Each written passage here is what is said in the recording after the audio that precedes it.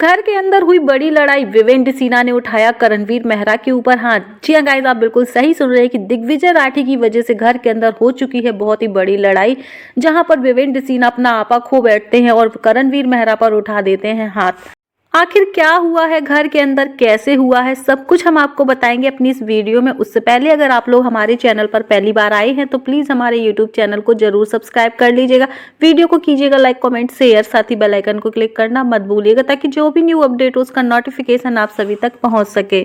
दोस्तों, आप सभी लोगों को बता दें कि घर के अंदर काफी बड़ी लड़ाई हुई है और लड़ाई की असली वजह बने दिग्विजय राठी। जी हां गाइस, दिग्विजय राठी की वजह से घर के अंदर बहुत बड़ी लड़ाई हो जाती है, क्योंकि दिग्विजय राठी ईसा के पास बैठकर खाने को लेकर उस पर कमेंट करते हैं। ईसा के सामने चोर चोर वगैरह वगैरह ऐसा कुछ कहने लगते हैं। वहीं ईशा दिग्विजय को ये बोलते हुए नजर आती है कि दिग्विजय यार तू शांत रहे, तू फालतू की बात क्यों कर रहा है, मैं तुझसे बात नहीं करना चाहती फिर भी तू बात करके रह गया है।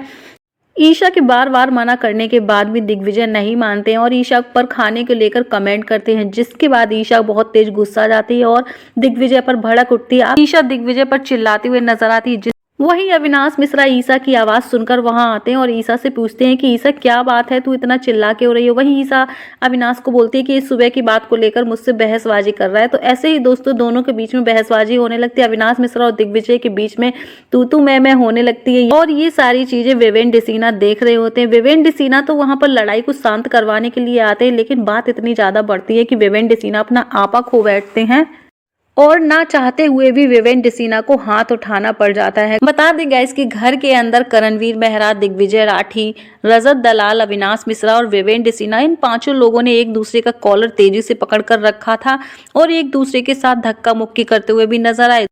और धक्का मुक्की इतनी ज्यादा बढ़ गई कि इस चक्कर में भाई दिग्विजय राठी और करणवीर मेहरा को चोट भी आ जाती है। देखा जाए तो गलती यहाँ पर दिग्विजय राठी की है। अगर दिग्विजय राठी ईशा को कमेंट ना करते तो शायद ऐसा कुछ भी नहीं होता, क्योंकि दिग्विजय राठी ईसा को बोल रहा था कि तुम्हारा ग्रुप चोरी करता है। वही विवेक की एज को लेकर भी दिग्विजय ने उनका मजाक बनाया था।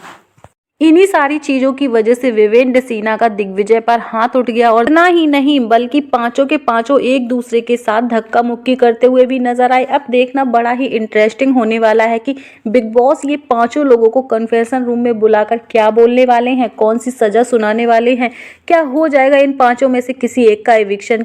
क्योंकि बिग बॉस के घर का रूल है कि कोई भी किसी पर हाथ नहीं उठा सकता है, लेकिन यहाँ तो भाई पांचों लोगों ने एक दूसरे के साथ की है हाथापाई। विवेक सिन्हा तो इस लड़ाई को शांत करवाने के लिए पहुंचे थे, लेकिन करणवीर मेहरा ने विवेक सिन्हा को धक्का दिया।